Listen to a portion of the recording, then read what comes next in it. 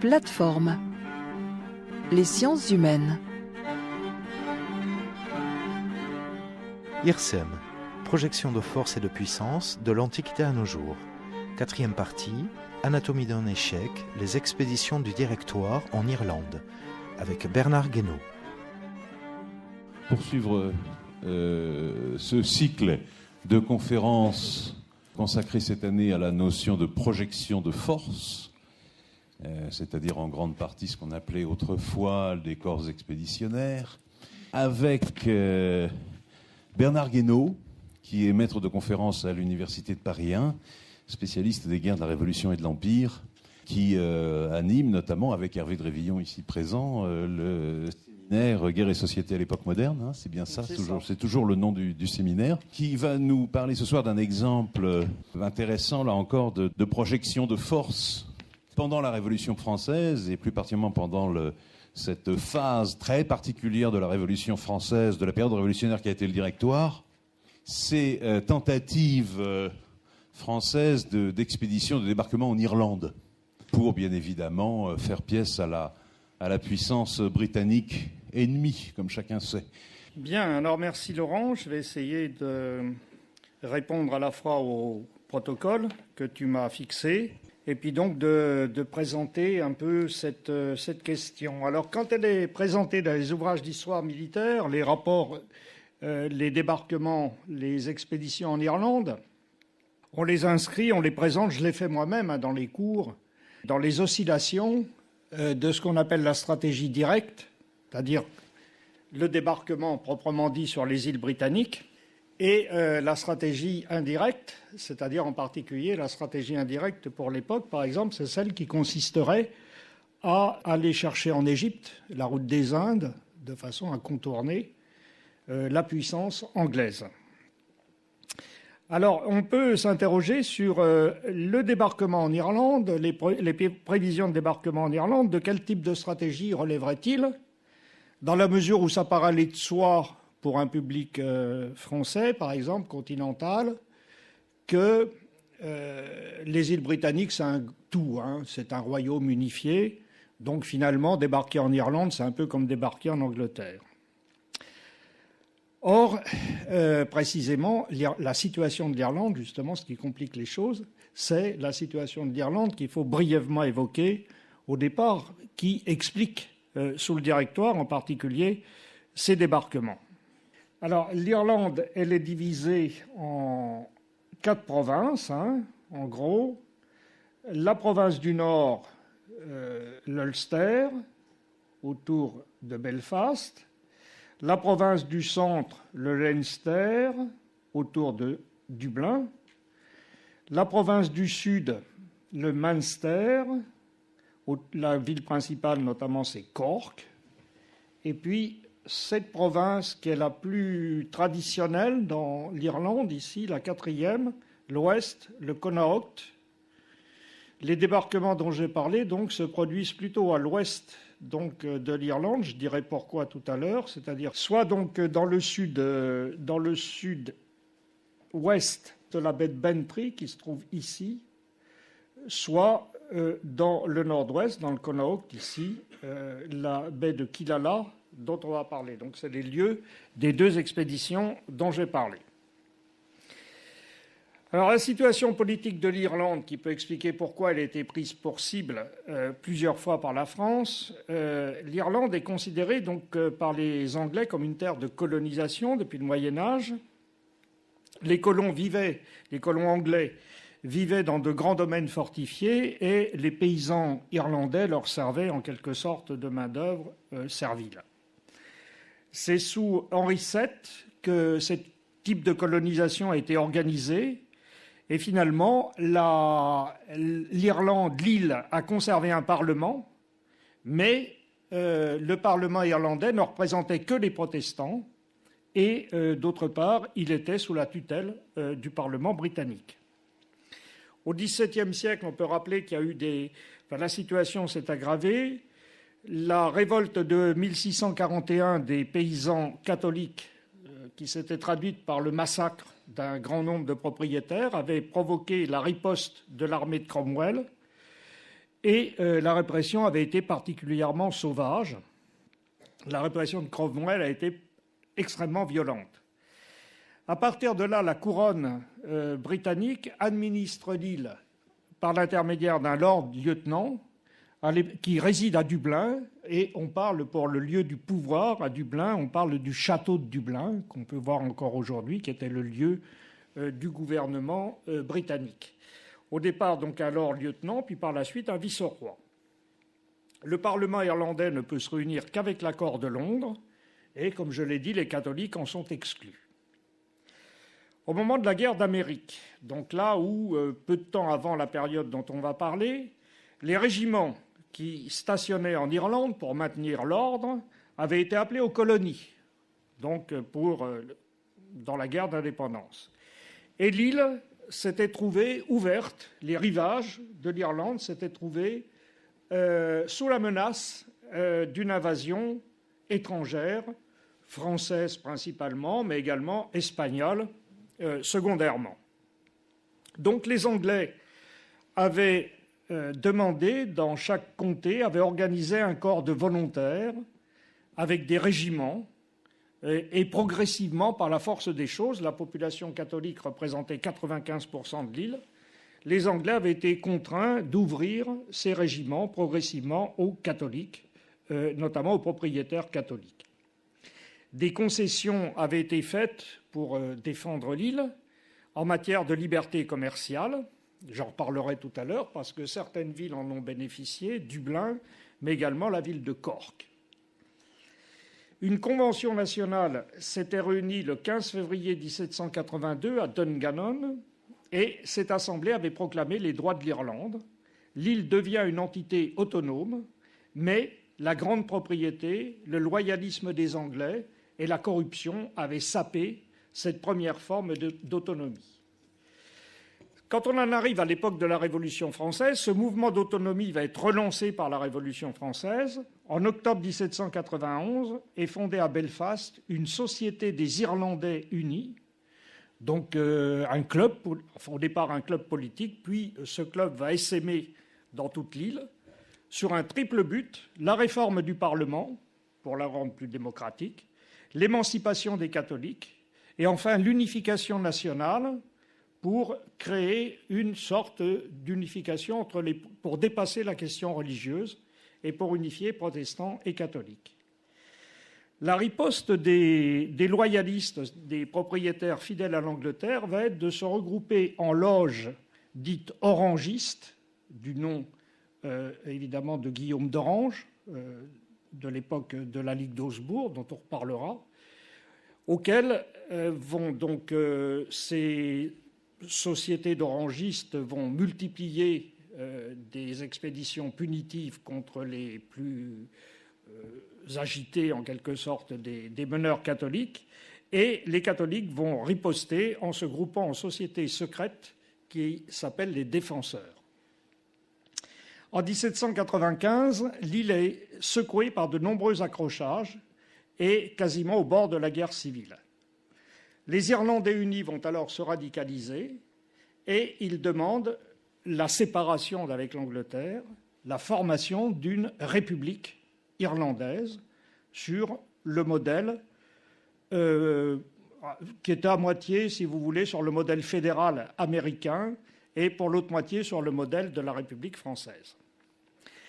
Les Irlandais unis vont se doter d'une structure militaire et vont envoyer, alors j'espère que ça va marcher, voilà, ils vont envoyer le principal représentant, ils vont se doter d'un directoire secret de 5 membres, et ils vont envoyer leur principal représentant, Wolfe Tone, en France pour obtenir le soutien de la République française, donc du directoire. Wolfe Tone qui rencontre en février 1796 les dirigeants français. Donc voilà, si vous voulez, la situation politique. Alors qu'en est-il des opérations de débarquement proprement dites, c'est-à-dire des opérations proprement militaires, des tentatives donc, de débarquement en Irlande. Alors, contrairement aussi à une image largement répandue qui veut que la défense de l'Angleterre, la défense des îles en particulier, donc c'est la marine, et que le territoire, on l'entend souvent, le territoire anglais est inviolé depuis l'époque de la conquête normande, qui serait en quelque sorte la seule forme de débarquement qui aurait véritablement réussi. Alors, les tentatives de débarquement, elles ont été nombreuses, sans remonter jusqu'à le désastre de l'invincible Armada au XVIe siècle. Il faudrait rappeler, pour l'époque moderne, quels ont été les précédents. Je parlais tout à l'heure de la guerre de la Ligue d'Augsbourg, donc 1688-1697. Alors, il y a eu, au cours de la Ligue d'Augsbourg, une tentative de débarquement, un débarquement réussi justement dans le lieu même où Hoche va débarquer en 1796, c'est-à-dire dans le sud-ouest, dans la région de Bantry Bay, dont je reparlerai tout à l'heure. Donc le même lieu.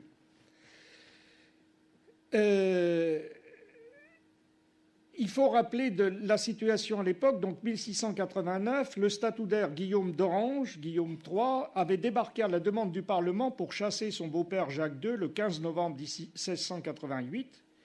Et la riposte française avait été débarquée donc, dans cette région de Bantry Bay un contingent de Français et de partisans de Jacques II, qu'on appelait des Jacobites. Et le 11 mai 1689, et que ce débarquement avait menacé finalement le pouvoir britannique, le nouveau pouvoir britannique, jusqu'à la défaite des forces irlandaises et jacobites à la bataille de la Boyne, le 10 juillet 1690. Donc un précédent qui, évidemment, va compter beaucoup dans la mémoire, à la fois la mémoire anglaise qui va avoir peur de ce type de débarquement, et la mémoire française, parce que ça va entretenir toute une série de plans, de mémoires, de projets, tout au long du XVIIIe siècle. Ces projets reprennent de la vigueur pendant la guerre de 7 ans. En 1759, on prépare une grande expédition maritime, à partir une expédition conjointe à partir de Brest et de Rochefort, toujours les mêmes lieux dont on reparlera. Le corps expéditionnaire donc, français est réuni sous le commandement du duc d'Aiguillon, sous l'autorité du maréchal de Conflans, mais les Britanniques réussissent à déjouer donc, cette tentative. Il y a une attaque britannique qui empêche la concentration des forces, et ça se termine donc par le désastre pour la flotte française, dont une partie des navires est détruite aux Cardinaux. Donc la bataille des Cardinaux qui reste marquée donc, par un grand désastre. Alors il reste de cette période de la guerre de 7 ans, je le disais tout à l'heure, des mémoires, des plans, des projets, des tentatives de débarquement. Il y a au moins un carton, au moins un, je pense qu'il doit y en avoir d'autres, mais il y a au moins un carton donc, au dépôt de la guerre à Vincennes, dans les archives de Vincennes, et ce sont ces volumineux mémoires au ministère de la Marine qu'on va consulter en permanence pour nourrir ces projets de descente sur les îles britanniques. Alors, ils vont être réactivés au moment de la guerre d'Amérique, bien sûr, où là, de nouveau, il y a des projets de descente. Je parlais tout à l'heure, c'est l'époque des volontaires, donc du moment où les côtes des îles britanniques sont vulnérables. Et c'est une période qui est tout à fait cruciale à ce moment-là pour l'histoire de la défense des îles britanniques et l'évolution de la question d'Irlande. Et c'est là que le comité de salut public, pendant une brève période, le printemps 1994, et le directoire, surtout, au début du directoire, au plus haut niveau, eh bien, on va reprendre ces plans et on va les reformuler dans le contexte nouveau de l'agitation politique des Irlandais. Alors, ces plans sont réactivés par le principal responsable des questions militaires au directoire, le directeur Carnot, l'organisateur de la victoire, qui reçoit plusieurs fois Wolfe-Tone avec beaucoup d'intérêt. Le ministre des Affaires étrangères, Delacroix, est également très intéressé. Et le ministre de la Marine, qui est très concerné par les préparatifs de l'expédition, donc, qui s'appelle Laurent Truguet, qui est un marin expérimenté, personnage par ailleurs peu connu, souvent calomnié, on le traite de nul, d'incapable, et ce que je trouve tout à fait injuste et parfaitement d'ailleurs, qui demanderait une révision complète.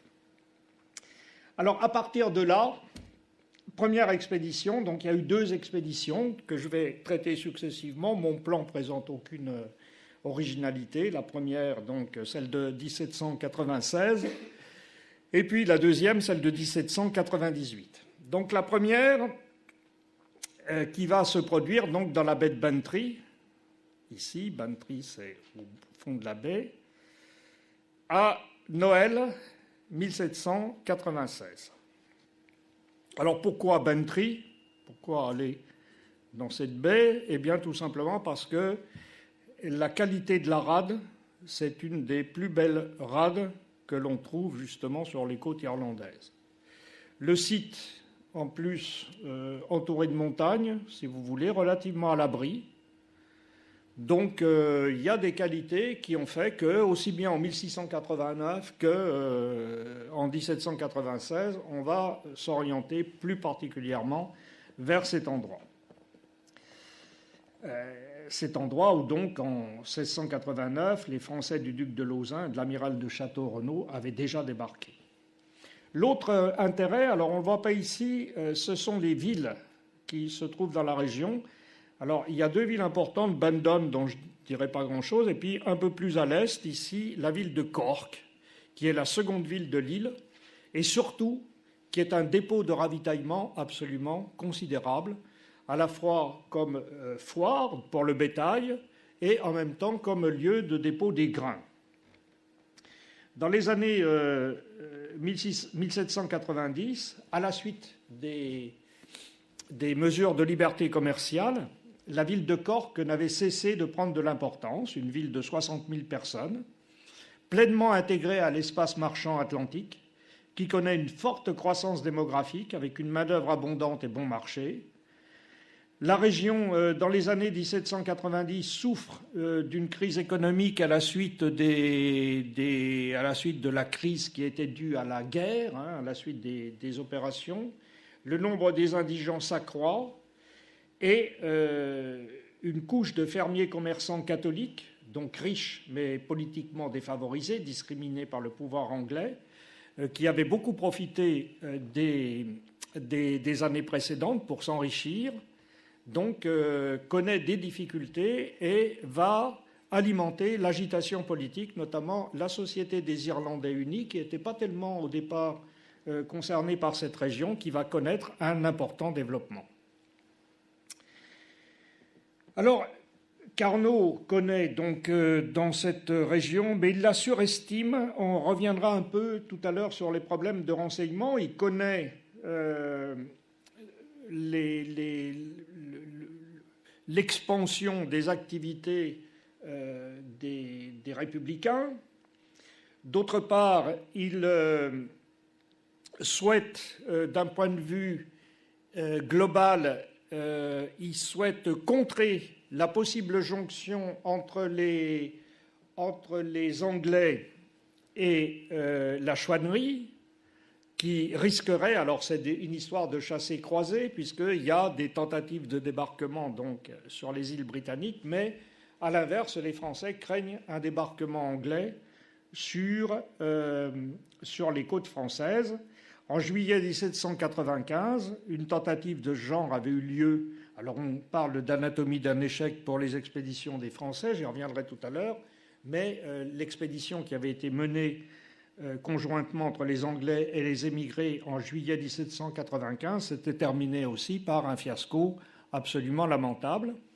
Et l'organisateur de la défense des côtes, Hoche, le pacificateur de l'Ouest, donc, initiateur par ailleurs d'une doctrine de la contre-insurrection, était aux premières loges donc, pour prendre la direction des opérations quand on a prévu d'organiser l'expédition sur l'Irlande. En février 1796, Wolfe Tone, je vous l'ai montré tout à l'heure, voilà, arrive,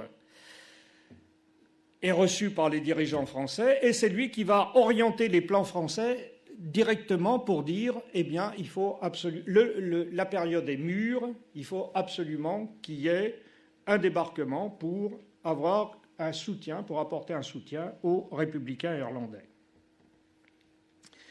Ces arguments donc impressionnent Carnot. Il explique que si 20 000 Français débarquent, ils seraient immédiatement appuyés par 100 000 Irlandais. Par ailleurs, la marine britannique, ça c'était quelque chose qui était relativement bien vu, si le reste était plus aléatoire. Il dit, voilà, la marine britannique serait paralysée par la mutinerie des équipages, parce que, explique-t-il, les équipages, les matelots britanniques étaient en grande partie d'origine irlandaise et d'autre part subissaient de façon extrêmement dure la férule des officiers de marine britanniques, de la Navy. Le 19 juin 1796, après plusieurs discussions, donc, le Directoire va donner son accord pour le plan de débarquement. Hoche est nommé commandant de l'expédition le 20 juillet 1796. Initialement, on pensait que la flotte allait appareiller fin août. L'expédition aurait lieu à ce moment-là en 2 temps. 15 000 hommes partaient de Brest, puis étaient relayés quelques semaines plus tard par 16 000 hommes, ce qui faisait quand même un corps expéditionnaire tout à fait considérable, de 31 000 hommes, qui seraient venus en renfort. Mais on va traîner. Il y a des retards qui font que l'expédition traîne en longueur, la mise en place. Finalement, les mois passent et rien ne vient. Alors, ces retards sont dus surtout à des désaccords. Le ministre de la Marine, Laurent Truguet, dont je parlais tout à l'heure, appuie l'expédition avec enthousiasme, mais le contre-amiral qui commande la flotte à Brest, Villaret-Joyeuse, est franchement hostile à l'expédition. Et à vrai dire, on ne voit pas très bien ce qu'il veut. Il aurait aimé, alors il y a certaines correspondances qui montrent qu'il aurait aimé plutôt mettre en place donc les histoires de stratégie directe, indirecte. Il aurait plutôt aimé mettre en place une expédition vers l'Inde. Puis dans d'autres correspondances, il dit qu'il faudrait mener 2 expéditions, une vers l'Inde conjointement, l'autre vers les îles britanniques. Enfin bref, le personnage ne sort pas particulièrement. Enfin, la compétence du personnage n'est pas évidente au regard de ce que j'ai pu voir des lettres qu'il échange avec le Directoire. Les relations s'enveniment extrêmement avec Hoche, donc les retards viennent aussi de là, et Hoche finit par demander et obtenir que le Directoire remplace Villeneuve par Morard de Galles, qui est un marin d'une 50aine d'années, assez expérimenté, qui avait été un peu mis sur la touche à l'époque de la Révolution, mais qui est quelqu'un, par ailleurs, est un marin qui est tout à fait compétent.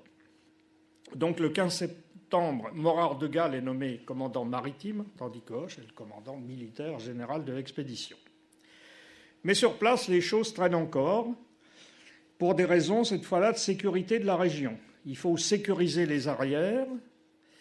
Par ailleurs, la flotte britannique organise le blocus de la rade de Brest.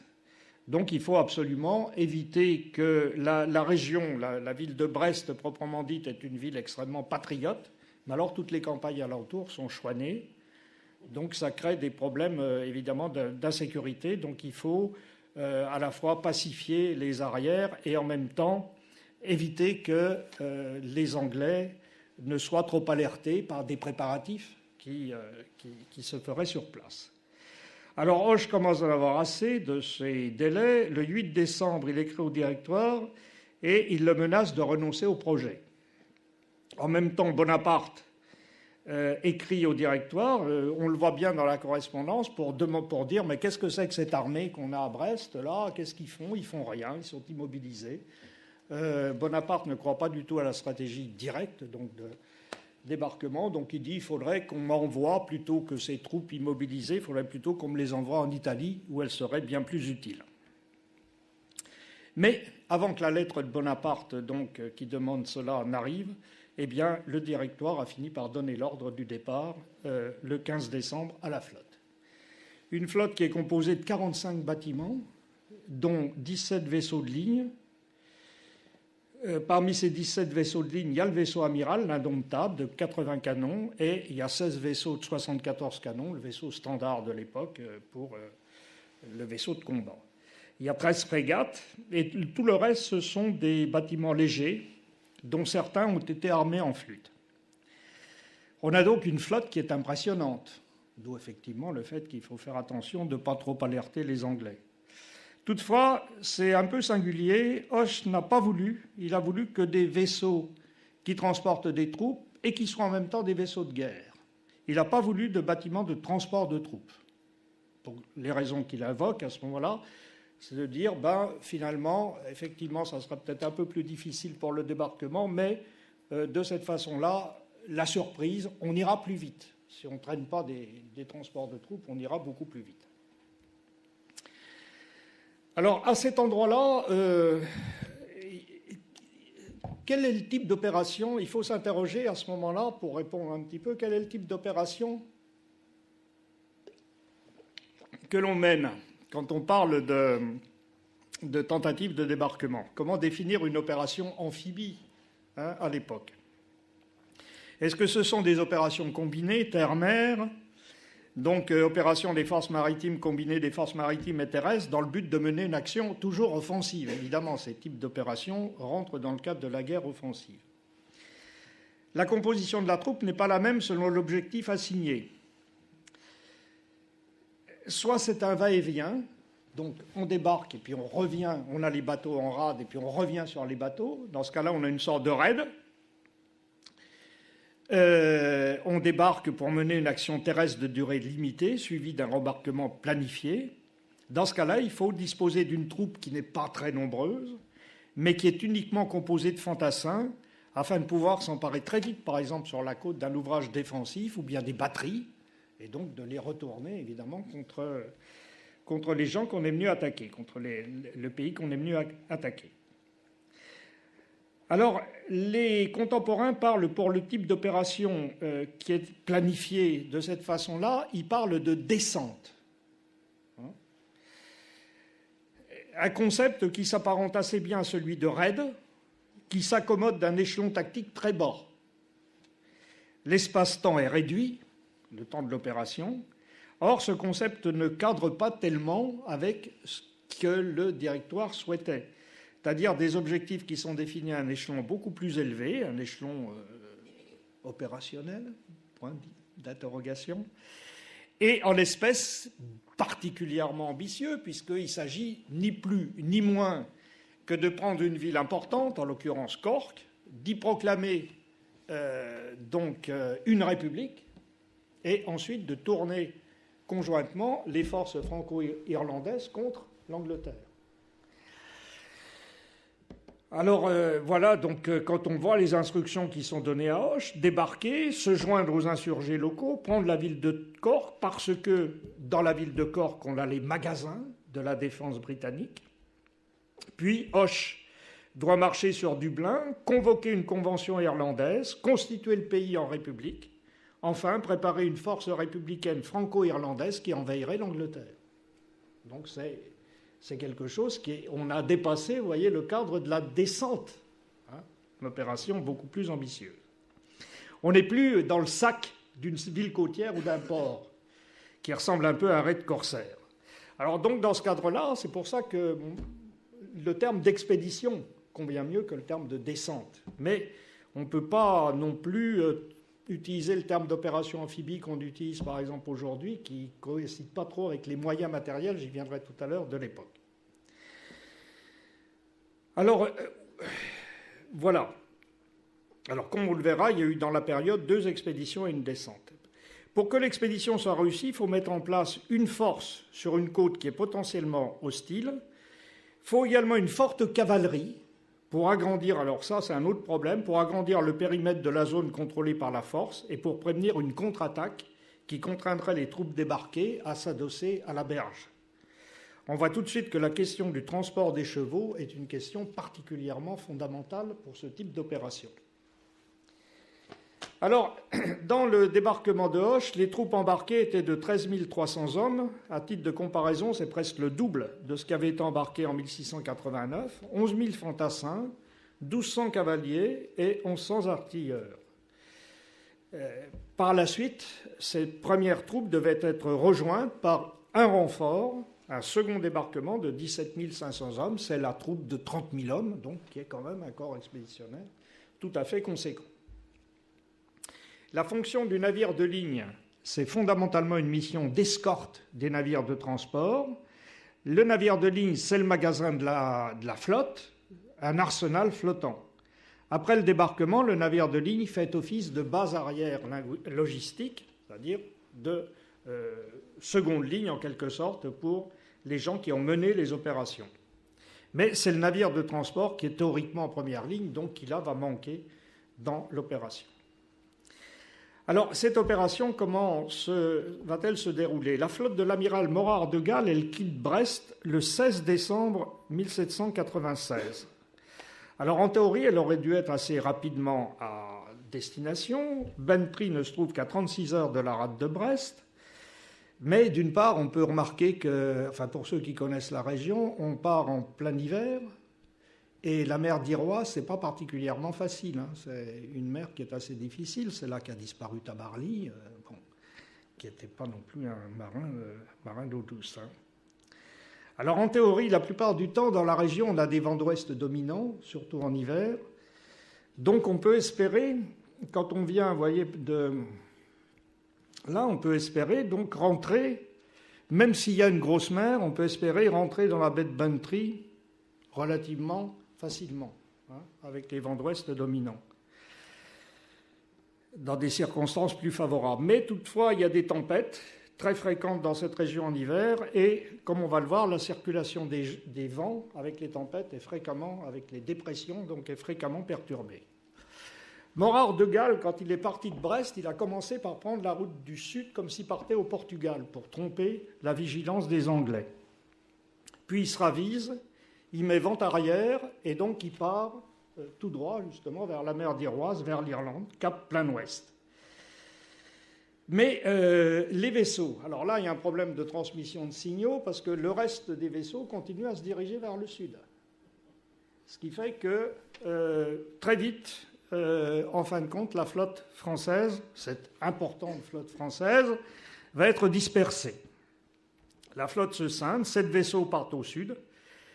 Les autres, avec Morard et Hoche notamment, vont partir vers l'ouest.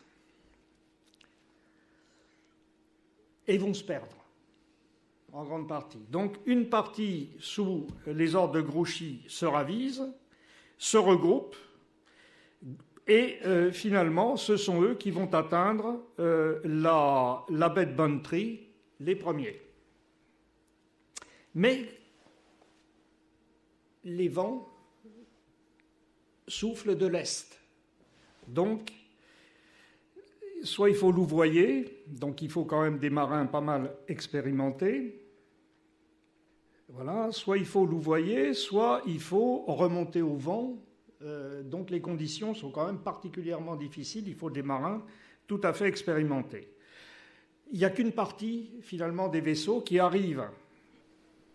Il y a une partie des vaisseaux, vous voyez, qui va mouiller.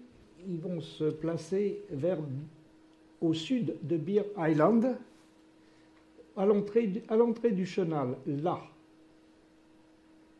Mais alors, c'est un très mauvais endroit parce qu'ils sont en plein vent. Avec les vents d'est, ils vont subir les vents. Donc, ils vont, pour éviter de s'échouer, ils vont être obligés très très vite de reprendre la route du large. Le bon endroit pour la manœuvre, c'est en fait de se mettre à l'abri du vent derrière l'île. D'autant plus qu'ils ont les plus grandes difficultés effectivement à mouiller, à s'amarrer, parce que le 23 décembre, la flotte essuie une tempête. La tempête se déchaîne dans la soirée du 24 décembre. Alors finalement, Bouvet, l'un des deux contre-amiraux, abandonne. Les autres vaisseaux lèvent l'ancre et rentrent à Brest. Alors par la suite, il y a une accalmie et on va voir arriver d'autres vaisseaux, mais les premiers sont partis entre-temps et aucun d'entre eux ne va pouvoir prévenir les autres, en fin de compte, qu'il a renoncé. Les suivants, bon, peu importe dans le détail, ils vont s'installer beaucoup plus loin sur cette île-là, tout près de Bantry, mais ils vont partir très très vite, donc un endroit qui est plus favorable, beaucoup plus abrité, mais vont partir très vite parce qu'ils pensent qu'il y a 5000 miliciens, j'ai parlé des forces anglaises, qui les attendent dans la région.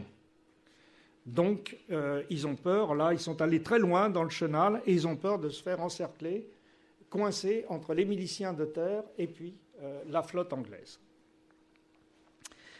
Alors, la Fraternité, donc le bateau de Hoche, parvient à son tour en baie de Bantry, mais Morard et Hoche jugent que le débarquement est trop risqué et ils rentrent à Brest, sans avoir jamais soupçonné que finalement il y avait 4000 hommes. Quand ils arrivent, ils font une évaluation, mais ils n'ont jamais pensé qu'il y avait 4000 hommes ici qui étaient finalement au mouillage dans la baie.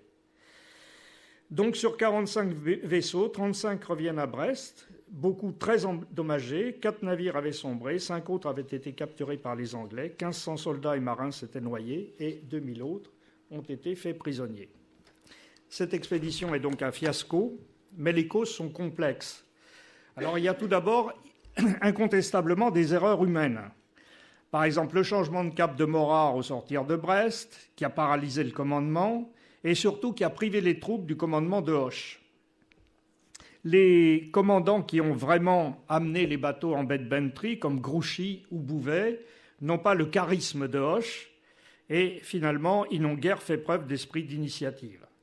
En outre, il y a le manque d'expérience de nombreux marins et le mauvais état de la plupart des bateaux. L'amarinage des équipages, c'est-à-dire l'expérience en mer, le renouvellement du matériel, surtout pour le bois, les mâts sont souvent cassants, mais aussi le goudron qu'on a du mal à trouver, le bois également pour les radoubes, pour les réparations, eh bien tout ça est perturbé par le blocus anglais. Enfin, il faut ajouter, j'en parlerai pour la deuxième expédition, il faut ajouter la surcharge des navires en hommes. Les navires, mais c'est une constante, sont surchargés, j'en donnerai quelques exemples. D'autre part, on l'a vu avec l'entrée dans la baie, plusieurs bateaux ne savent pas monter au vent ou ont du mal à louvoyer. Le choix du mouillage exposé au vent d'est dominant n'est pas non plus extrêmement heureux, comme on l'a constaté. Les historiens ont aussi invoqué beaucoup le manque de morale des troupes embarquées, mais aussi des équipages. Les marins vivent dans la peur permanente d'une bataille rangée avec la Navy, qu'ils surestiment. C'est pourquoi ils ont la hantise d'être pris au piège dans la baie. Mais il ne s'est pas montré un seul navire britannique au sud-ouest de l'Irlande entre le 22 décembre et le 5 janvier.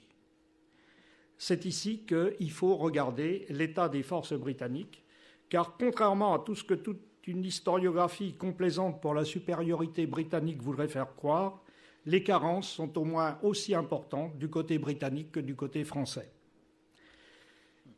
Pour contrer l'invasion, les Britanniques doivent fortifier, concentrer leurs forces sur quelques points. Mais alors, en concentrant, ils affaiblissent le dispositif de contrôle des campagnes, qui, je l'ai dit au départ, sont des campagnes extrêmement agitées.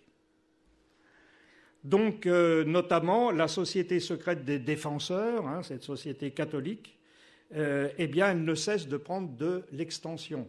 Et donc, se signale en particulier par des attentats particulièrement nombreux. Alors finalement, les Britanniques ont fait un choix qui est plutôt une politique anti-insurrectionnelle qu'une stratégie de défense des côtes.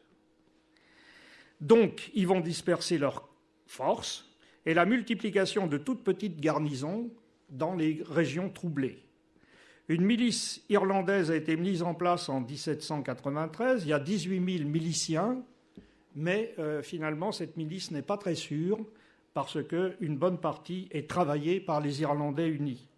les troupes les plus compétentes ont été envoyées aux Antilles à ce moment-là pour combattre donc notamment à Saint-Domingue. Et d'ailleurs, la plupart de ces troupes vont être décimées par la fièvre jaune.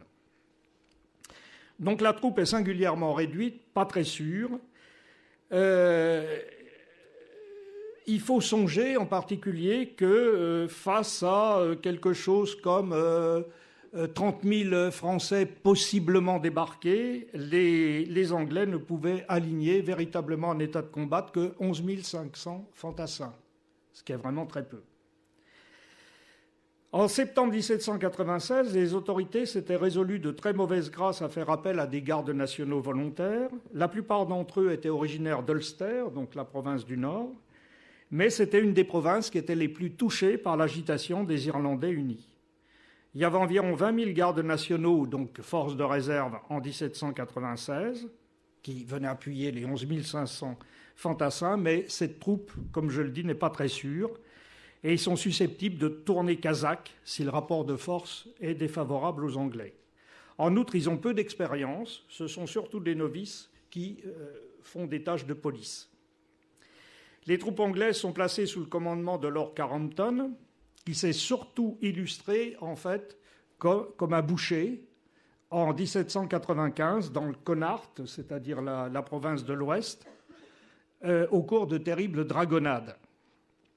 Si les Français parviennent ainsi à faire débarquer une armée de taille respectable, il faudrait plusieurs jours pour parvenir à rassembler des forces de résistance.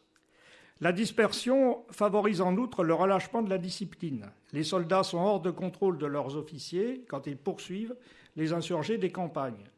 Ce relâchement favorise donc des infiltrations importantes que je signalais, les Irlandais unis et même des défenseurs.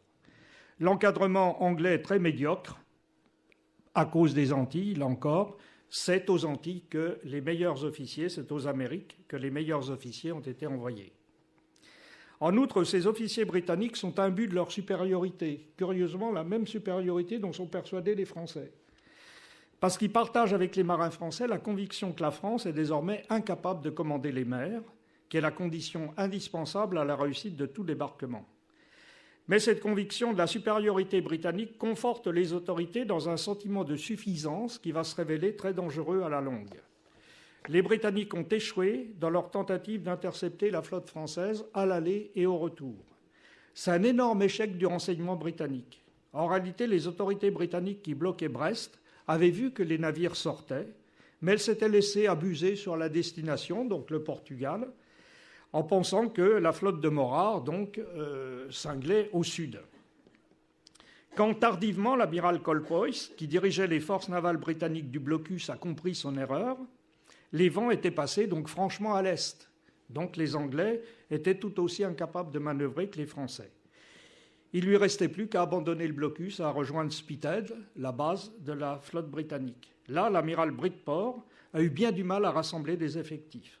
Le 25 décembre, le jour où la tempête faisait rage dans la baie de Bantry, on cherche à faire sortir la flotte britannique. Et là, la réussite n'est pas meilleure que pour la flotte française. 2 navires s'échouent après être entrés en collision. Donc c'était aussi la force des vents. Finalement, l'amiral Bridport ne peut appareiller que bien plus tard, le 3 janvier. Alors, il cingle vers Brest, mais c'est trop tard pour intercepter les Français. Donc, selon des historiens militaires comme Thomas Bartlett et Stuart Jones, les Britanniques se caractérisent par une succession de méprises, d'erreurs de calcul et même d'incompétence. Tout est dû à la confiance présomptueuse en la supériorité navale britannique. Quant à la préparation à un affrontement terrestre, elle a été inepte, et toujours selon les mêmes historiens, elle a été inepte et chaotique. Il n'y a aucune troupe en stationnement sur la côte sud, là où les Français redoutaient les 5000 miliciens qu'ils attendaient tout en les redoutant. Les dépôts n'ont pas été approvisionnés et il n'y a que 2 endroits qui soient correctement défendus, Belfast et Dublin. 3 colonnes sont préparées le 26 décembre, dirigées vers le sud le lendemain, dans des conditions climatiques très mauvaises, la neige, des vents violents. Très rapidement, le commandant, Lord Carhampton, ordonne de faire halte et d'arrêter donc la progression. Donc on va stationner dans l'attente de savoir où est-ce que les Français vont débarquer, parce qu'on n'en sait rien, échec du renseignement là encore. Et s'ils débarquent, dans quelle direction ils vont s'engager? Ainsi, 9000 hommes vont stationner dans la plus grande pagaille, avec beaucoup de désertions et beaucoup de vagues de protestations. On s'apprête donc à abandonner Cork, qui est tout de même un point important, avec ses considérables magasins d'approvisionnement, où de plus résident, à l'époque, 1600 prisonniers français, qui peuvent donc effectivement appuyer, là aussi, le débarquement. À Limerick, un peu plus au nord, c'est le plus grand désordre. Les commandants locaux donnent des ordres totalement contradictoires. Alors, que se serait-il passé si le commandant militaire Hoche et le commandant naval, Morard de Galles, étaient parvenus à destination? Alors, certes, c'est de la reconstitution, mais effectivement, ils auraient pu s'emparer de Cork et de ses magasins, mais finalement, livrés à un commandement médiocre, ils n'ont pas saisi les opérations, les opportunités de débarquement. Toutefois, le mauvais temps ne peut être tenu pour seul responsable, à contrario, par exemple, de ce qu'était l'opinion de Wolfe Tone. Je cite, « En dépit de nos erreurs, ce sont l'épouvantables tempêtes et les vents d'Est qui n'ont cessé de souffler furieusement depuis notre départ pour la baie de Bantry, qui nous ont menés à notre perte. En fait, les mauvaises conditions météorologiques furent plutôt un atout pour les Français. Elles favorisèrent la sortie du port de Brest et ont rendu impossible une chasse de la part des navires anglais qui assurent le blocus et retardé le départ de la flotte anglaise. Les Anglais vont mettre aussi en avant la météorologie, mais eux, ils vont souligner que la Providence est venue les épauler. Du château de Dublin, le vice-roi, Camden, à la nouvelle de la retraite de l'expédition française, il parle d'une délivrance providentielle. Il explique que c'est un vent protestant qui a sauvé l'Irlande. La population du Sud catholique, dit-il, ne s'est pas soulevée. Miracle, l'évêque de Cork, Monseigneur Moylan, est couvert d'éloges pour sa passivité. Et Camden poursuit, je cite, « La disposition favorable des populations du Sud et de l'Ouest était si manifeste que si les ennemis avaient débarqué, ils eussent été infiniment déçus dans leurs espoirs d'assistance. Pourtant, en privé, la correspondance donne un tout autre son de cloche. Dalrymple, le commandant des forces du Sud, dit « Tant que nos aigles font face à l'ennemi, le peuple nous suivra sans doute. Mais si nos étendards font volte-face, eux aussi feront probablement volte-face. » La clé de l'interprétation est politique. Quel régime voulait Hoche proposer à l'Irlande? La divine providence ne suffit pas à affermir la confiance des Anglais dans la loyauté des troupes irlandaises. Cette confiance est encore minée par une vague de mutinerie qui va se produire au cours de l'année 1797 et qui désorganise totalement la flotte anglaise à Spithead. Les sociétés républicaines des Irlandais unis se multiplient dans les villes, tandis que les campagnes catholiques sont secouées par les expéditions des défenseurs contre les grands propriétaires loyalistes. Ce sont en outre les réactions délibérément passives face à la menace du débarquement français de la population de l'Ulster, et tout particulièrement de Belfast, qui provoquent des inquiétudes. Camden va donc décider de désarmer l'Ulster en 1797, puis l'assaut est lancé contre les Irlandais unis. Portland écrit à Camden « Il est difficile d'établir une distinction entre indifférence et désaffection », ce à quoi ce dernier répond qu'il ne devait point tolérer de voir bafouer la cause de la justice par une sensiblerie dont les magistrats auraient pu être à l'origine. La terreur va donc s'abattre sur l'Ulster. L'habeas corpus est suspendu, ce qui est exceptionnel dans l'histoire anglaise. Quant à l'armée, elle est réorganisée, placée sous les commandements de meilleurs officiers, notamment Abercrombie et Cornwallis, qui sont parmi les meilleurs officiers britanniques. Les lois répressives se multiplient, auxquelles répondent le terrorisme des défenseurs et des Irlandais unis, passés désormais dans l'action clandestine. En mai 1798, une insurrection populaire éclate, et donc un grand soulèvement se produit entre mai et juin 1798. Alors là, je vais aller un peu vite pour passer à la deuxième expédition. Après cette phase de répression, le Directoire va essayer d'opérer donc une jonction entre la population irlandaise révoltée. Alors, mais faites attention. Alors, vous voyez l'épicentre en fait du soulèvement. L'épicentre du soulèvement, c'était la région du Munster, c'est-à-dire la région du Sud, surtout. Alors, pour des raisons qu'il faudra que j'explique aussi, le deuxième débarquement va se faire dans le Connaught, qui n'a pas été la région la plus arriérée, qui n'a pas été la plus soulevée. Voilà, le débarquement va se faire dans la baie de Killala, ici, en août 1798, donc dans le nord-ouest. Alors qu'en théorie, ça peut paraître surprenant si on regarde bien, dans la mesure où on pouvait supposer que les Français allaient chercher la jonction avec les Irlandais. Or, il faudra expliquer pourquoi cette disjonction entre les points de débarquement. Donc l'expédition, la deuxième, qu'est-ce qu'elle ressemble ? Et en théorie, elle est mise sous le commandement du général Chérin, qui était un adjoint de Hoche, et il devait y avoir des forces qui partent de Brest, Hardy, et de Rochefort, Humbert. Finalement, ça traîne aussi beaucoup, et c'est Humbert qui est prêt le premier. Humbert, qui avait participé auparavant à l'expédition de Hoche, qui était complètement investi dans la question irlandaise, et qui avait monté une légion, la Légion des Francs, pour participer à l'expédition. Donc Humbert va monter 3 frégates à Rochefort, puis après il quitte Rochefort, il gagne La Rochelle, et c'est de La Rochelle donc qui va prendre la mer, qui va prendre le large par le pertuis d'Antioche. Donc 3 frégates, par ailleurs, des frégates que je connais assez bien parce que on les retrouve dans d'autres occasions, la Concorde, la Franchise, la Médée. Donc ces 3 frégates partent le 6 août 1798 à 9h du matin et elles gagnent le large. Elles gagnent le large et elles vont rester 15 jours au large, ce qui paraît très long. Or, en fait, c'est toujours pareil pour tromper la vigilance anglaise. La navigation va durer 16 jours. On essaye d'abord de débarquer dans la baie de Donegal, ici. Et puis, c'est très difficile, ici, donc. Et puis, les conditions ne sont pas favorables. Donc, on va finir parce que les vents, toujours pareil, sont beaucoup plus favorables, par débarquer dans la baie de Killala, ici. Alors, une baie qui est bien protégée et qui, en plus de ça, on a pu débarquer en toute discrétion. J'expliquerai après. Qu'est-ce qu'il y a ? Alors, on n'est pas dans le cadre de l'expédition précédente. Il y a 1019 militaires seulement, 939 sous-officiers et hommes de troupes, 80 officiers, dont 35 officiers d'état-major. Il n'y a que 46 cavaliers.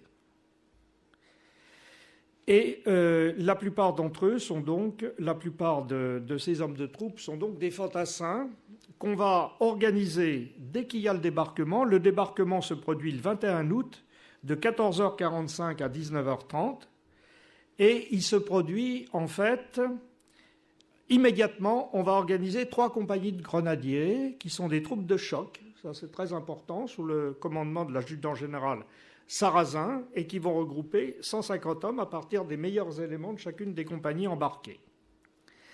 Alors on a pu débarquer grâce à une ruse. Les bateaux... Alors, il n'y a que 3 frégates, donc c'est beaucoup moins important.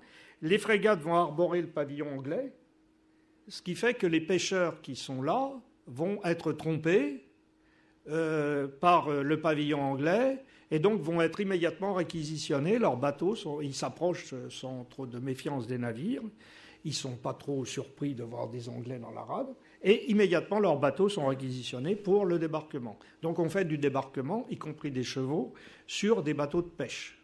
Ce qui n'est pas toujours facile. Alors, j'ai plus le temps de suivre les péripéties de l'expédition. Donc, plutôt que de suivre ces péripéties puis de se perdre un peu trop dans les détails, parce que finalement, ils débarquent vraiment, là. C'est une réussite, le débarquement, cette fois-là. Mais ça va être un échec militaire parce que, voilà en gros quand même les péripéties très très vite, elles sont sur la carte. Après le débarquement, ils vont se diriger de Killala sur Castlebar, qui est une ville importante au sud. Et là, c'est un grand succès. Mais c'est qu'une petite bourgade. Mais ils arrivent à mettre en déroute des forces anglaises. Le rapport était de 1 à 7 à peu près. Donc et les troupes anglaises sont littéralement explosées. C'est une débandade. Alors par la suite, grisés par ce premier succès, Humbert va essayer de rejoindre une autre rade parce qu'il attend des renforts. Alors ça, c'est tout à fait important. On doit se diriger après vers le nord-est parce que là, il attend des renforts. Et puis, finalement, il y a une incertitude. Et après, il prend franchement la direction du sud. Pour quelle raison? Parce que là, il se dirige à marche forcée sur Dublin. Et avec l'espoir, évidemment, de la prise de Dublin, de l'insurrection de la province, la prise de Dublin. Et l'insurrection va se provoquer, va effectivement venir dans la région, mais à contre-temps. Et en fin de compte, à Ballinamuk, l'aventure se termine à Ballinamuk, où les Français et les quelques Irlandais qu'on avait encore dans la troupe vont se retrouver à 1 contre 15, et là vont connaître une défaite extrêmement cuisante. Donc voilà en gros la perspective.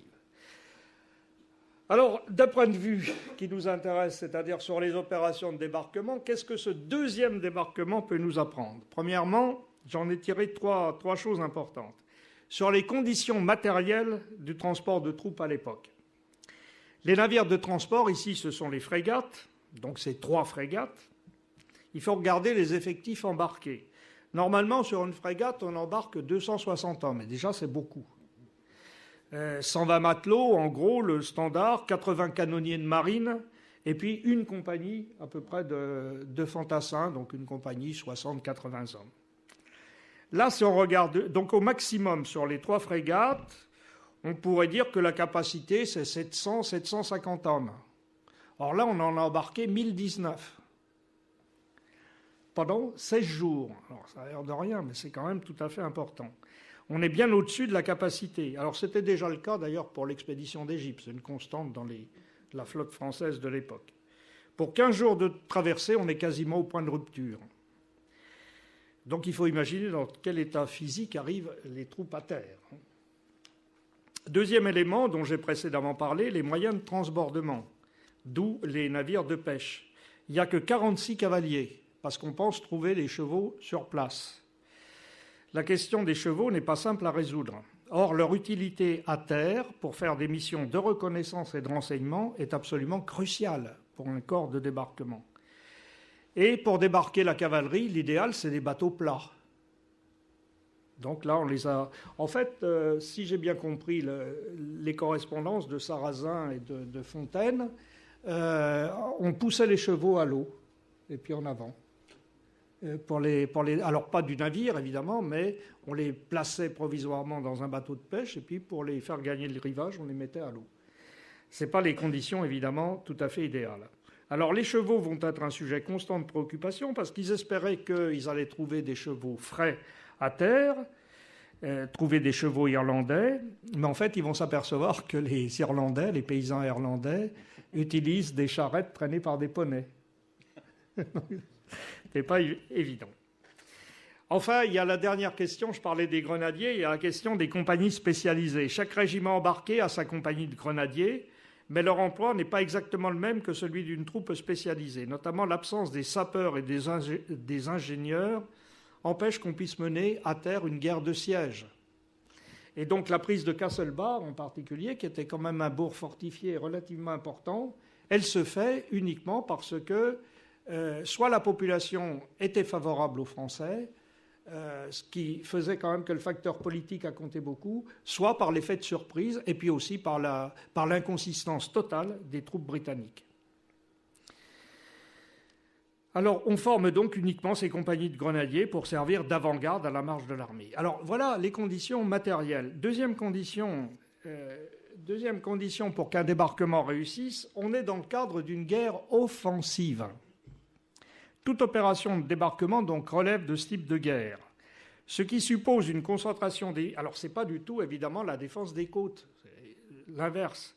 Ça suppose qu'on concentre les forces en un point donné, par la force des choses, mais l'autre problème crucial pour la réussite d'un débarquement, c'est évidemment l'espionnage, le renseignement, la question des reconnaissances, avec toute la chaîne de transmission qui va avec. Alors, qu'en est-il dans l'expédition Humbert ? D'abord, choisir le point d'invasion.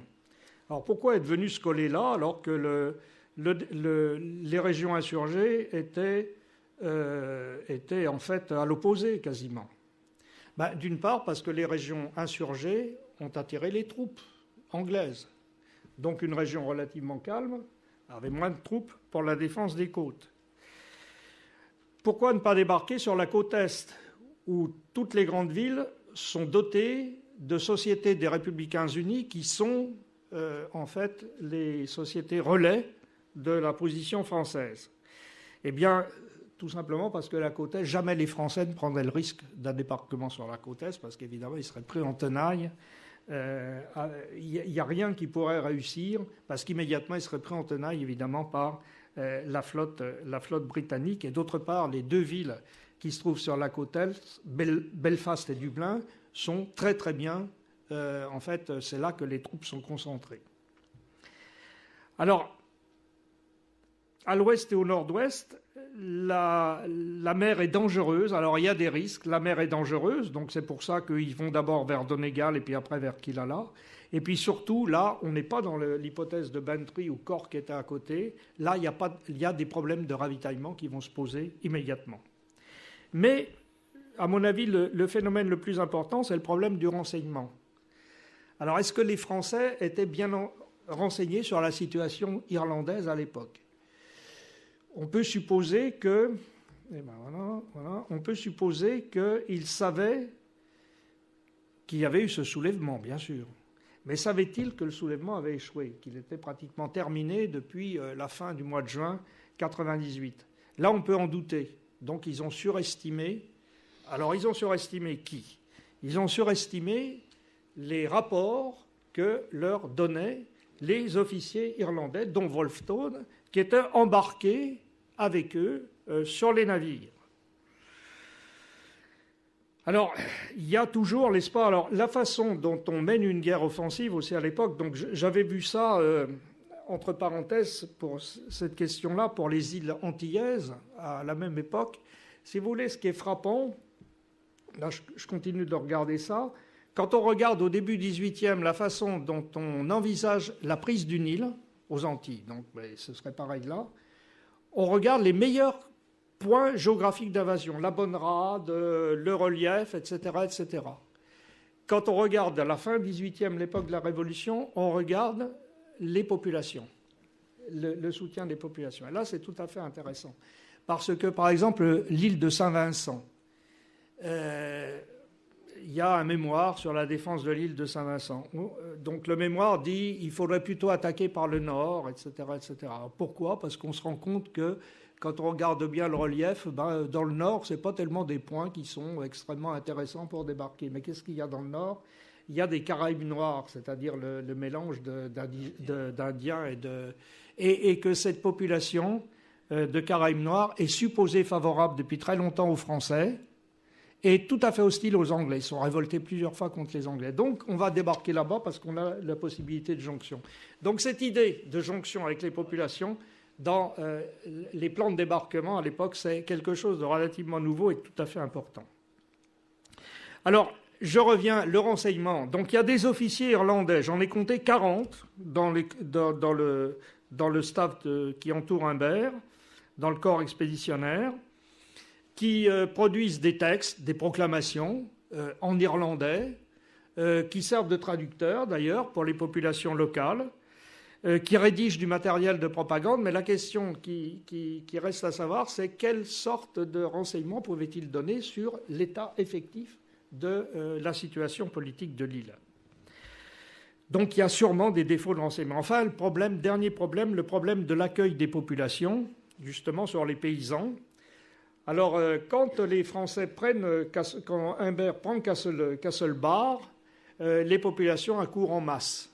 Elles accourent en masse. Donc les populations catholiques.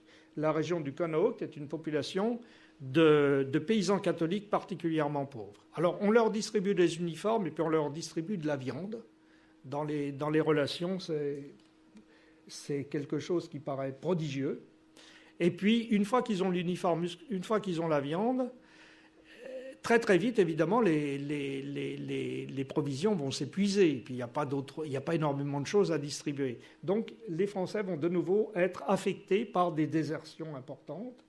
Et il y a une sorte d'incompréhension également, parce qu'on attendait de la classe moyenne des villes, les Irlandais unis. On avait affaire à des officiers irlandais qui appartenaient donc à un milieu particulier. On se trouve confronté finalement à des chouans, quoi, en gros, hein, à la même chose que ce qu'on avait en France, qui n'est pas plus... Hein. Et donc, finalement, il y a des incompréhensions culturelles qui vont se manifester assez vite. Et puis surtout, un problème qui est important, parce que les paysans catholiques, donc... sont très marqués par la violence de la répression, qui est une répression constante, extrêmement dure. Alors là, j'avais des documents que je n'ai pas pensé apporter sur la répression anglaise, qui est absolument d'une sauvagerie inouïe. Donc, à quoi pensent-ils les paysans? À se venger. Donc, ce qu'ils veulent, c'est faire mourir les propriétaires dans des conditions terribles, brûler les maisons, brûler les récoltes, etc., etc. Que font les officiers français devant ce type de demande? Eh bien, ce qui est classique d'ailleurs dans un corps d'occupation, ils vont essayer de se solidariser. Enfin, c'est classique chez Humbert notamment, puis on le voit en Italie dans d'autres circonstances. Ils vont se solidariser avec les notables, même si les notables sont des loyalistes, pour maintenir l'ordre. Donc, certes, on fait de la proclamation politique pour la République d'Irlande, mais en même temps, Humbert fait des proclamations pour dire... le caractère sacré de la propriété et surtout le fait qu'on mène une guerre pour la liberté et pas une guerre pour la vengeance.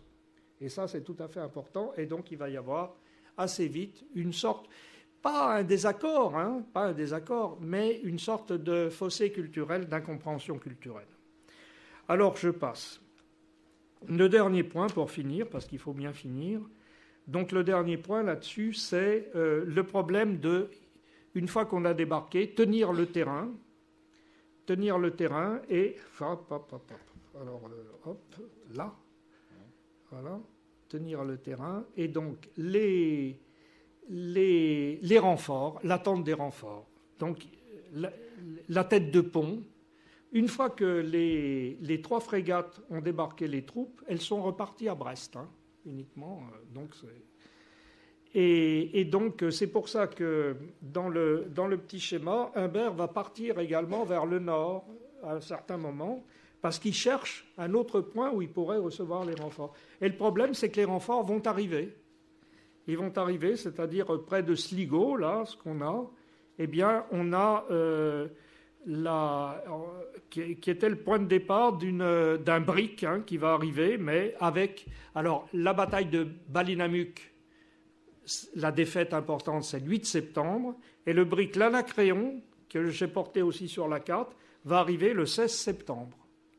Donc une fois qu'il arrive, vous voyez, il y a effectivement là aussi un problème important. Et puis alors, la flotte de Hardy, c'est-à-dire celle qui est partie de Brest, elle arrivera seulement en octobre. Mais elle arrivera avec, de façon importante, elle arrivera avec un contingent d'Irlandais, dont Wolfstone. Mais là, les Britanniques ont eu le temps de se ressaisir et il y a une bataille navale. Wolfstone est pris et donc il s'ouvre la gorge. Donc il se suicide à ce moment-là. Alors, voilà. Donc, bon. Alors voilà, le succès ou l'échec, en l'occurrence, dépend d'une série de coups qui s'apparentent plutôt à des raids, mais le politique le dispute aux militaires. Rapport numérique des forces est contrebalancé par la mise en mouvement des populations autochtones, c'est-à-dire on est en infériorité numérique, mais on compte sur le soutien des populations.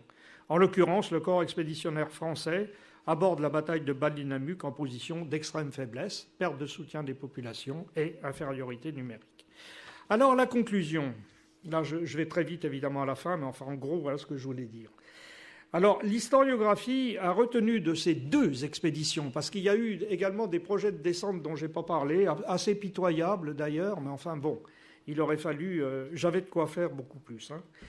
Donc, a retenu qu'on avait des expéditions téméraires, mais vouées à l'échec, en expliquant que la marine française était vraiment dans un mauvais état. Alors, il faut non pas contredire complètement ça, parce que c'est vrai, je vous ai parlé du bois, je vous ai parlé de l'absence de réparation, c'est vrai, la médiocrité du commandement, mais sur le seul plan technique, on peut tout de même mentionner, on peut réviser un petit peu cette appréciation en disant que les Français sont capables de mener des opérations de débarquement, et là joue la part du hasard. Comme dans tout affrontement de terrain, d'ailleurs, comme dans toute bataille, la part du hasard est décisive. La question de l'influence des conditions climatiques sur la conduite des opérations militaires, au temps de la marine à voile, évidemment, peut ici figurer comme un cas d'école. D'autant plus qu'on est dans des régions où la voile est sportive. Donc, l'appréciation de la réussite ou de l'échec d'une opération de débarquement se fait dans la durée seulement. Les facteurs logistiques et politiques sont absolument déterminants dans ce cadre-là. Dans cet ordre d'idées, les opérations britanniques de débarquement ne sont guère plus réussies que les opérations françaises à l'époque. Qu'on songe à la Guadeloupe en 1794 ou au Texel en 1799, où les tentatives de débarquement britanniques se soldent par des échecs importants. Seulement pour prendre des exemples qui se situent dans la période chronologique considérée. La situation s'inverse clairement avec la guerre d'indépendance espagnole, et là en faveur des Anglais. Mais cet événement même, à mon avis, ne contredit pas le schéma d'ensemble qui reste finalement la difficulté de mener des opérations de débarquement dans la durée. Ce qui va véritablement modifier les données du problème, eh bien, c'est un peu plus tard, l'utilisation d'une puissance de feu décuplée à partir du milieu du XIXe siècle, mais là, on a affaire à un autre type de matériel naval. Voilà.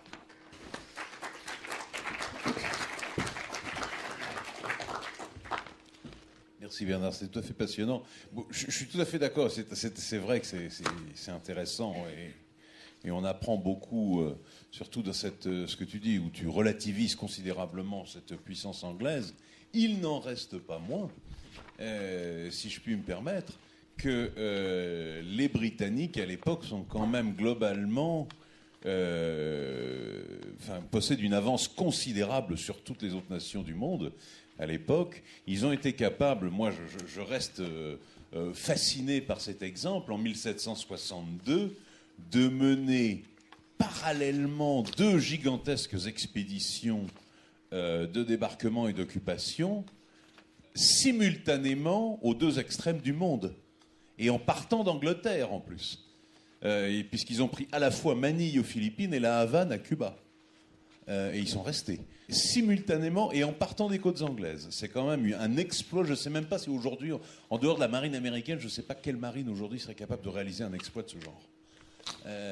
C'est quand même assez extraordinaire. Bref, non, ce qui était intéressant, c'est que tu as bien montré aussi à quel point ces questions de projection de force sont, plus que tout autre type d'action stratégique, nécessitent d'être pensées de façon globale. C'est-à-dire effectivement le tactique, le logistique, le stratégique et puis le politique, voire le culturel d'ailleurs. Plus que jamais, ça, cet exemple irlandais de ce point de vue-là est absolument parfait. Bien, est-ce qu'il y a des questions, des remarques ou que sais-je, des désaccords, pourquoi pas? Oui, juste une petite chose. Vous avez mentionné le fait que c'est la première fois que l'on voudrait utiliser des populations en faveur de l'intervention. Enfin, c'est pas tout à fait la première fois. Bon, vous savez sur quoi je travaille. Et je reprends cette année l'affaire de Gigery, en 1664, où on espère s'allier aux Maures contre les Turcs. Bon, et en fait, on va aboutir plutôt à une alliance entre les Maures et les Turcs plutôt qu'une alliance entre des Maures avec des gens qui considèrent comme des infidèles. Donc c'est peut-être pas tout à fait nouveau. Non, c'est pas ce que j'ai dit. Hein. J'ai pas dit c'est la première fois. J'ai dit simplement dans l'élaboration des documents de cartographie, parce que finalement, en l'occurrence, c'est de ça qu'il s'agit, la prise en compte de la topographie était vraiment tout à fait déterminante, même si par ailleurs, pour mener une opération, il y a ce que vous dites, la prise en compte de la topographie est absolument déterminante, mais progressivement, la statistique devient donc à la fois les ressources de la population et surtout la composition. Et alors voilà ce qui va être de plus en plus. L'anthropologie, dans la statistique, va devenir de plus en plus importante. Et donc, en l'occurrence, ici, l'anthropologie politique. Mais ça devient des facteurs, si vous voulez, à la fois pour élaborer des cartes. Regardez les cartes qu'on a au début 18e ou 17e, début 18e, où là, ce qui l'emporte incontestablement, c'est les notations sur les vents, qui saturent la légende. Quand on prend les cartes de l'époque, déjà à partir de la guerre de 7 ans, oui, à partir de la guerre de 7 ans, on a de plus en plus, par exemple, des cartes avec des mentions de ressources, d'indications que j'appelle statistiques. Donc voilà, c'est la façon dont ça s'est pris en compte dans les plans des militaires, dans les plans des ingénieurs militaires. Voilà ce que je voulais dire simplement. Alors, je ne veux pas dire que pour mener une opération, il ne faut pas tenir compte des populations. On en tient compte depuis le néolithique. Hein.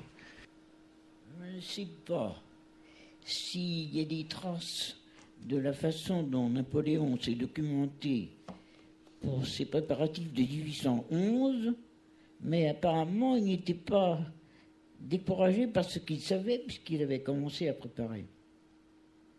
Il y avait en tout cas un régiment irlandais qui était à pied d'œuvre sur la côte. Enfin, française, évidemment. Alors, est-ce qu'il y a des traces des recherches qui auraient été faites à ce moment-là? Sur des préparatifs de Napoléon en 1811 et par conséquent, oui. Ce qu'il savait de l'échec de 98. Oui. Alors évidemment, après, ça peut continuer. Hein. C'est-à-dire qu'il y a les plans de descente directe en Angleterre. Là, c'est le camp de Boulogne, 1803. Après, il y a les débarquements croisés. Alors, ceux auxquels vous faites allusion, mais c'est un double échec parce que c'est Walcheren, donc qui est quand même globalement une tentative de débarquement anglais qui ne réussit pas. Et puis, la riposte de Napoléon, c'est effectivement d'essayer de repréparer un débarquement en utilisant les Irlandais. Bon, d'une part, la situation politique a changé. Et ensuite de ça, véritablement, on est en 1811 dans le blocus. C'est un blocus qui est beaucoup... Alors là, effectivement, la marine anglaise s'est complètement perfectionnée dans la façon de faire un blocus. À cette époque-là, j'ai essayé de le montrer avec Cole-Preuss, le blocus est extrêmement lâche, en fin de compte. Même si, par ailleurs, il y a une présence anglaise, la présence anglaise est quand même relativement à un pointillé. Alors que le blocus de la période napoléonienne, là, véritablement, il y a un blocus important, au moins sur les côtes françaises. Donc, de toute façon, pour répondre directement à ce que vous dites, y a-t-il un régiment irlandais à ce moment-là? Oui. Et donc, compte-t-il reproduire, effectivement, on compte l'utiliser, éventuellement. Le souvenir de la période précédente, oui, la mémoire de ces expéditions est très très forte. Mais la chose que je voulais quand même dire et ajouter, c'est que d'abord parce que c'est l'armée de Hoche, les soldats, les généraux qui ont participé à ces expéditions n'ont pas connu une promotion importante à l'époque de l'Empire. On peut même dire qu'ils ont connu une mise à l'écart. Alors on peut considérer que c'est parce qu'il y avait eu l'échec. On peut considérer aussi que Bonaparte a toujours vu les troupes de Hoche, enfin l'armée qui avait eu un commandement avec Hoche, avec un point de vue tout à fait hostile. C'est le cas de Humbert qui a connu une carrière militaire. Alors Humbert, par exemple, Sarrazin, celui qui équipe les grenadiers, Sarrazin, il le fait général de brigade. Alors Sarrazin, il n'obtiendra jamais la reconnaissance de son grade obtenu à ce moment-là. Il restera adjudant général. Et puis il finira par passer chez les Anglais. Donc voilà. Juste, très rapidement, si on compare sur la même époque avec l'expédition française qui connaît l'échec le moindre, en fait, c'est en Égypte, en termes de projection des forces. Et je sais pas, les réflexions que je me faisais par rapport à votre exposé, c'était de dire que ce qui comptait essentiellement, c'était l'importance de l'expédition, les effectifs, l'importance de la flotte et l'inspiration du chef. Et est-ce que pour l'Irlande, c'est pas ce qui a causé, en fait, ce qui a fait que ces expéditions ont avorté beaucoup plus vite que celle d'Égypte, par exemple? Si. Le chef, il n'est pas là. Donc c'est une donnée importante, puisque le hasard a fait. Les effectifs de l'expédition d'Égypte, c'est 40 000 hommes. Donc c'est beaucoup plus important, évidemment. Et les conditions de transbordement sont tout aussi incroyables, parce que le taux de charge des bateaux, alors c'était beaucoup plus loin en plus. Comment a-t-on pu... Alors c'est vrai qu'il y a eu Malte, qui a été important comme relâche. Mais en gros, on est resté en mer un mois, quoi. Donc, dans les conditions auxquelles on était soumis, ça devait être l'enfer, à bord des bateaux. Réussi, pas réussi, ils se font quand même bloquer à Aboukir avec des erreurs de mouillage qui sont consternantes quand même, là aussi. Parce que j'ai parlé à petite échelle des erreurs de mouillage qu'il y a eu sur Bantry Bay, mais à Aboukir, là, c'était encore bien plus foudroyant. Donc c'est vrai qu'il y a effectivement des... Alors, pourquoi réussissent-ils une fois qu'on est là-bas? De toute façon, c'est classique, mais ils étaient prisonniers, donc il fallait absolument qu'ils se maintiennent. Donc, effectivement, l'adaptation du corps expéditionnaire au terrain. Mais enfin, bon, ça, c'est toute une autre histoire. L'histoire de l'expédition d'Égypte, on en a pour un moment, là aussi. À la fin de la campagne, Humbert, il est prisonnier. Il est prisonnier, les conditions de détention. D'ailleurs, bon, c'est aussi le traitement de droit qu'il y avait à l'époque, parce que pourquoi est-ce que Wolfe Tone se suicide pour échapper à la détention et donc à la mort? Parce que pour les Anglais, les Irlandais sont des rebelles. Et pour les Anglais, les Français sont des adversaires. C'est pas du tout pareil. Donc ils vont faire le tri entre ce qui est irlandais et ce qui est français. Les Français sont relativement bien traités. La détention de Humbert, c'est quand on lit les relations, c'est relativement de bonne compagnie. Il reçoit de la visite. Enfin, beaucoup de gens viennent le voir, lui expliquent. Mais enfin, comment vous avez réussi à tenir aussi longtemps? Enfin, bon. Et par contre, les Irlandais, c'est terrible. Le traitement est absolument épouvantable. Et c'est pas seulement vrai pour les Irlandais. Je veux dire que le traitement aussi de n'importe quel... à ce moment-là, il y avait beaucoup de patriotes de pays comme les Italiens, par exemple, qui combattaient aux côtés de l'armée française. Quand il y avait une reddition...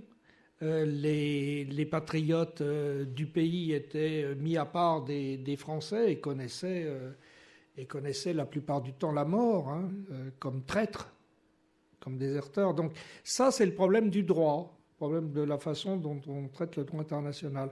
Alors Humbert, une fois qu'il a été relâché, assez vite d'ailleurs, il est retourné, il est passé par Londres et puis il est retourné en France.